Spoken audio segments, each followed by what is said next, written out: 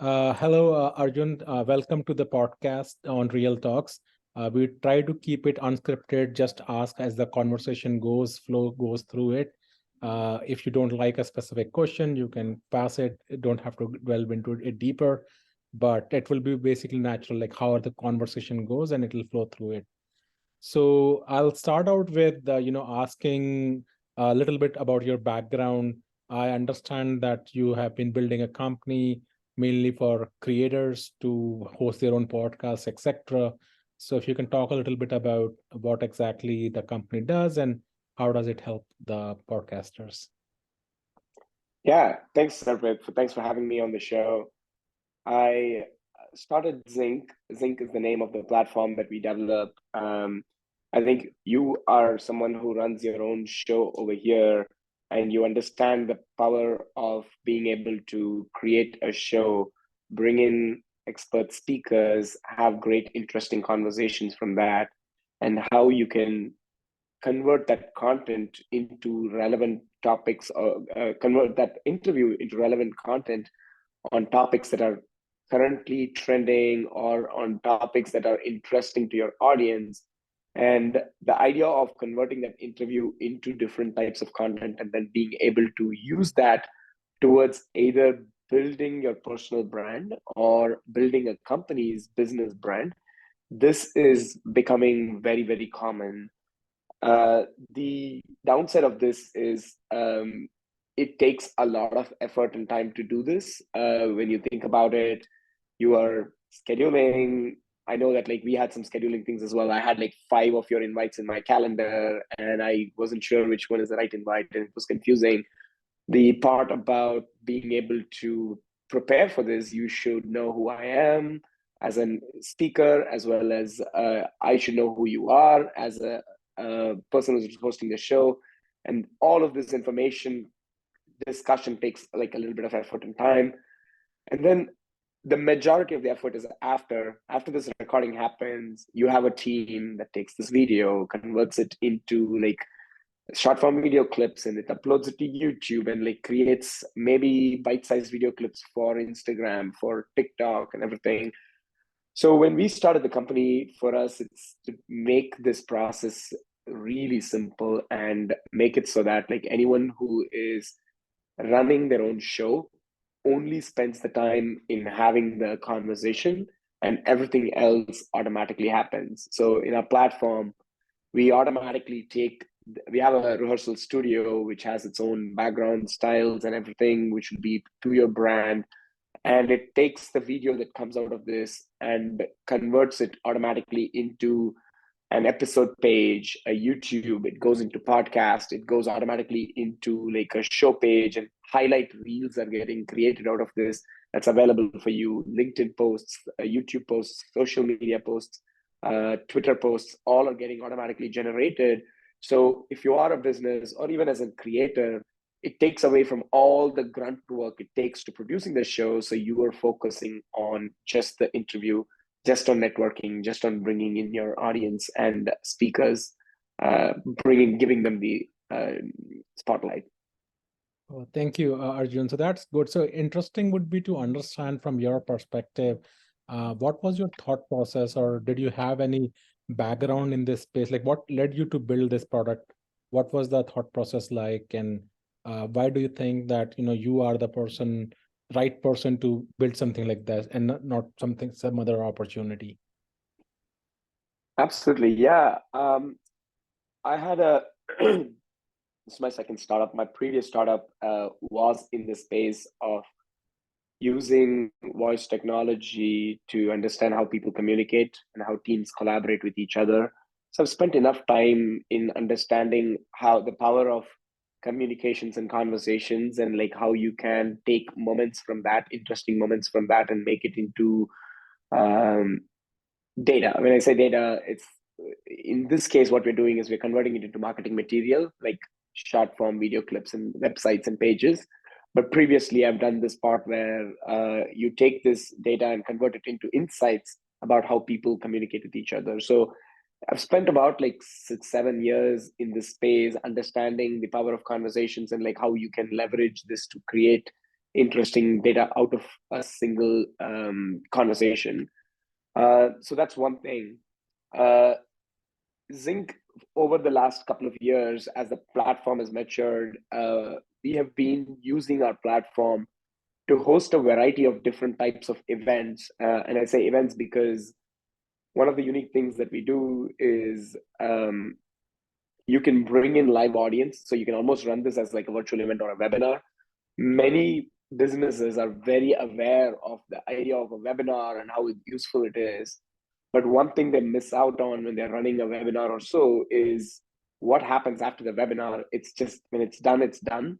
So we spent enough time in like hosting webinars on our platform to understand that you can increase the impact of these events like by 50 times if only you run it as if it's like a show where you bring in like a live audience, you record this, and then you can take that video and that things that you have and convert that into content. So you're not only having a great live experience, but you're also creating content out of that. So this experience of running this webinar platform for a while, like event platform for a while, plus my previous startup experience of extracting interesting moments from a conversation led me to believe that there is a big opportunity. And if you notice now, the trend is also like a few things have come together. AI has become really like easily accessible. So generating these moments and video clips have become like so much more easy right now. Video marketing has obviously like taken off like crazy, and like people are craving, businesses are craving, how can we create small bite-sized video clips and use that for our marketing purposes. So all the culmination of all of this led me to believe that there is an opportunity over here, and I dove into that.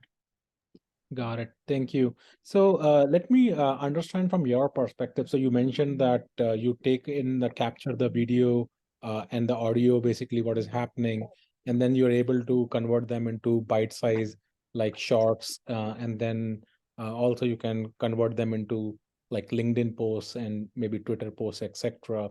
So LinkedIn generally, when you're posting, does require some textual or written content. Plus, maybe you can post a video as well, but that's generally the format that works on LinkedIn. Whereas to be able to do shorts, you have to really find out what are those high moments or interesting moments, which you can clip into like two minutes or whatever that time frame is. What's the algorithm or like thought process behind like how do you do that? Yeah, that's kind of the magic sauce behind what we do over here at Zinc. But at the very least, you can think about it as like we're looking at like every signal that's happening when you're having a conversation like this. For example, you are asking a question, and we can detect that like that's like everything from like the transcript of what was spoken, the text, as well as like who spoke it. We sometimes look into our platform. If you look into our rehearsal studio, you will notice that it's a little bit of a structured environment. We have different scenes. It's not just a head-on-head conversation like what we are having. You can have different segments, like you can introduce the topic, you can introduce the speaker, and so we have some metadata information that we get from our platform as well. And when you bring in a live audience, if you do bring in a live audience, you have moments where when did the audience react and like hit that thumbs up button when like everybody reacted, or like when did the audience type a lot of things in chat, or when did they ask a question, and like we are looking at all these signals.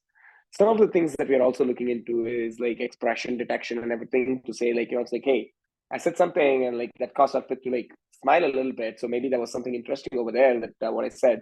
So being able to like capture all of those things, and like our algorithm then uses all these signals to identify key moments, and then our like video processing engine is able to like take all those signals and like convert it into like a formula for what like those clips should be. And of course, it's not going to be perfect, but nothing is perfect when it comes to like video. Like some things that are like trending today might be very different tomorrow, so we keep it up to date, and like we try to like go after like all the effects, the transitions, the captions and everything on top of it to make it more consumable for our audience than what you would do if you were doing it yourself. Got it. That makes sense. So just a follow up on that. So you might have observed that when you are kind of doing the transcription, sometimes the transcription is not perfect. It will give you wrong, words, what might not have spoken. So when you are posting this on, let's say, LinkedIn, do you do some proofreads before that? Like, or is there a manual intervention, or you automatically let the system just whatever it translated gets posted on LinkedIn, and basically end of story there? There is manual intervention in that, like, you can review it before you post on LinkedIn. We don't automatically post anything on LinkedIn. We automatically prepare the post, but someone will have to like look at it and validate if it all looks fine, and then like one click post it. And before they post it, they can edit if they want to. And you're right, there are like some moments, especially for people with different accents and everything. The transcription is not perfect, even though it's gotten better and better in the last few years than it was 6 7 years before when I started doing this. But it definitely is a manual intervention step in between. But to be honest, like LinkedIn posts, definitely the post is important for us to review. But people are very forgiving when it comes to like mistakes in the captions. You see like great, really well produced shows having captions that have mispronounced words and everything, and like people are pretty forgiving about those things, and so we're not too worried about that part. Got it. I think from a maybe from a discoverability point of view, because many times people when they post on mediums such as LinkedIn, if so video is one part, that's one part of the content, but the post by itself, which has like text and some summary or something, and if it doesn't have the right keywords, then the discoverability and the reach of that post itself will be limiting. It will not come in those searches and things like that. So have you thought it from that angle as well, or that's not something that you think? Absolutely. That's a very insightful and great question. Obviously, we're building it from a business first perspective. When you set up your show, we actually ingest and like have a way for you to enter keywords that are relevant for your audience. For example, you're running a show, it's about journeys and like inspiration, and like these are the keywords that you probably are like tacking into, so you can actually enter that. And when we generate these posts, we would make sure that like these keywords are included in a way that is obviously meaningful and authentic, because for us the authentic content is very important. We're not trying to like automatically generate a random post and like ascribe it to you. It's your conversation, we're taking moments from that, but we'll make sure that we include those keywords. And so it actually like helps rank you for search engine optimization, LinkedIn searches, YouTube algorithms picking it up for that keywords and everything. So all the hashtags and everything would be based off of the keywords that you provide one time. Got it. That makes sense. So let me switch gears a little bit on the other aspect as well. So you mentioned about like when the conversation is going on, you are able to find out those key moments based upon the expressions. So let's say in such kind of a conversation that we are having right now, which is on a, let's say a Zoom call, right? A separate call where you don't have that metadata. It's just, let's say if somebody gives you such kind of a recording, is your system also able to find out those key moments, etc., just by analyzing the video and the audio stream that is out there? We currently don't do that. We currently only process videos that have been recording in our studio. We just mostly think that we want to own the end-to-end experience rather than just being a video editor for like produced videos. That said, it might be possible for us to like do that sometime in the future, or as a way for us to bootstrap people who already have a show and like get them going on this. We might be able to do that. But I think for most of the people who asked about this, and then they come and look at like our rehearsal studio and how it is, and they feel like it's so much better and so much more nicer, that they really don't want to be continuing to do this on a Zoom conversation. So we've not had many people try to persuade us to like work with their Zoom conversation. They would rather shift to our rehearsal studios. I mean, our studios, where we also have a rehearsal studio where you can actually like rehearse it and everything else as well. So that's kind of what we do. Just to clarify, we currently don't use expressions and everything. These are all in our roadmap, but we don't use. But we use some of the other signals around transcripts and everything. Got it. There is another, thought since you initially worked on the voice, like you were talking about in your previous startup engagement. So when two people are like conversing, do you focus mostly on the transcription piece, like so you use something like voice to text translation and then use that to extract entities and relationships, etc., or do you use actual voice that is coming, like, because let's say I'm speaking and you are speaking, both of us will have a different frequency and possibly amplitude will also be different, and based upon how angry, how happy, etc., those amplitude will basically change. So do you use the physical features of like a speech by itself to detect who is speaking, who is not speaking, and detect any emotion, or is it mainly from the transcription that happens from speech to text, and then you do the... So basically what I'm asking is, do you actually do analysis on the speech by itself, or the text that is generated out of speech is where do you do the translation? It's a good question. I think, to paraphrase your question, there is natural language processing NLP that takes your speech to text and like analysis on that. There is acoustic level processing where we are looking at the speech acoustics and like understanding the conversation from an acoustic level, and then like the ALP gives you like different signals. Um, in my previous startup, we've pretty much emphasized on the acoustic level processing because we were trying to determine more finer pieces of the conversation. For example, when someone is excited and they're talking like this versus like someone is talking a little bit more slowly, and like when someone is smiling, when someone is like mirroring someone else's conversation. So we actually looked at like very finer attributes of this. uh, Currently we don't really, we could like, we actually have the ability to like look into all of those signals, but for the sake of what we are doing right now in creating these things, we actually are not like leaning so much into it.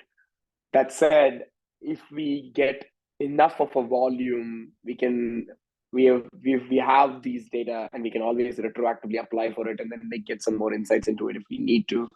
But we are currently not like actively using acoustic level processing. Got it. Got it.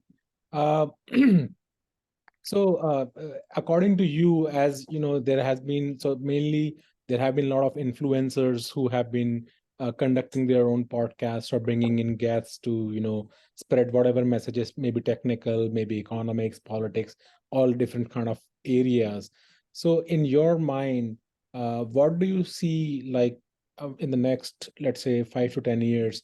Is this influencer marketing focused on like video content? According to you, is going to rise fundamentally, and hence your startup is very positioned well in that area? Or do you think there are going to be some kind of pivots, etc., in this space? Or what your general thoughts are for this overall space? Yeah, I think our bet, I would say, again, I wish I could predict the future, but like my bet at least is on the idea that what currently is happening in the creator economy, creator space, is going to have an impact on businesses. You can see how many creators are creating their own businesses on the success of their personal brand that they have built. I have hundreds of thousands of followers. Now I'm going to start a coaching business. Now I'm going to start an agency business. And like, so people are like starting businesses around this. So the reverse of it is also something that is going to happen. People who already have businesses, whether it is startups and tech companies or solopreneur businesses, like the coaches, the authors, the consultants, and like everybody, will start to realize that a podcast, or like we call it a talk show, we don't call it podcast because people confuse podcast with just the audio format of it. We say talk show so that people understand that it's like video first, distributed in different ways. So we think that like almost businesses will start using talk show as a staple medium for them to do it, and that's at its infancy right now. And I feel like that's where we are betting a lot towards, to say if many businesses want to do it, their requirements are slightly different from the requirements of these creators. Though we do cater to creators as well right now, but like the businesses is where like our mind is right now, uh, because businesses care about like a slightly few different things, like integration into my services and like integrate and like all of those things. And that's kind of where we are focusing on from our software perspective. And that's where I think there is a future in businesses become is leveraging this video marketing. Um, yeah. Got it. Anything, we are coming right towards our initial time, so few minutes left before we wrap up. But any thoughts around like, are you like from your company perspective, are you, you know, uh, trying to get into new markets? Are you trying to hire more people? Are you looking for collaboration? So what stage are you at this company that you're building? Yeah, thanks for asking. Yeah, from a company perspective, I think like the biggest thing for us is getting the word out for people who are either running their like solopreneur business or like even like creators who are running their own show, or people who are not even running their shows. Like, there are a lot of executives. I think a show is a great way for people to build their personal brand. You're doing it yourself and you know how the effect of it. We're building relationships over here. Like networking is like one big benefit that comes out of it. Content and consistently producing content over a period of time has like a significant benefit. It doesn't feel like that. It feels thankless for the first 6 months you do it. And then it has like a helpful curve that will like slowly establish yourself as a leader in the space. And I think everybody should start thinking about this and like start to like build their own shows, whether it is mainly for businesses, but that I care about. But I also think on a personal level, people should like use a show as an easy way to like build their business. So I think I would say like we are in this state where we are trying to still evangelize this idea of using a show to build your personal brand, to build your business brand, and more word spreading about this is beneficial for us. um, any specific people who already are like running these shows, and if they want to use Zinc to get a lot of their work automatically done through our platform, welcome to try Zinc. We have a free trial for you to experience it, as well as like some very uh, creator friendly pricing for you to get started, and some really cool features for businesses that would like make it very, very differentiated from what is out there. So that's kind of the spreading the word about it is probably the biggest thing for us. Got it. Where are you based out of, or is it like fully remote or? It's a fully remote company. I'm based in Seattle, Washington, US. We have people. It's a very small team, but we have people across. Like we have some in India, some in like Eastern Europe, some in US, across US as well. Got it. Got it. Thanks. So I think a great conversation here, Arjun. I know, like, sorry for all the misscheduling. I think the team was sending it, so I was just getting some things. So I'm volunteering here as well for Real Talks. Great conversation with you. Got to learn about your company and what you're doing for creators. I hope people who are listening there may want to give it a spin and try it out, perhaps for their own purposes or for their own companies. But great to have you here, and thank you very much for coming to this podcast. And team will shortly basically publish it when they deem fit and go from there. So have a nice Thank you so day. much. Bye. Thanks, Arpit. Thanks for having me. Bye bye.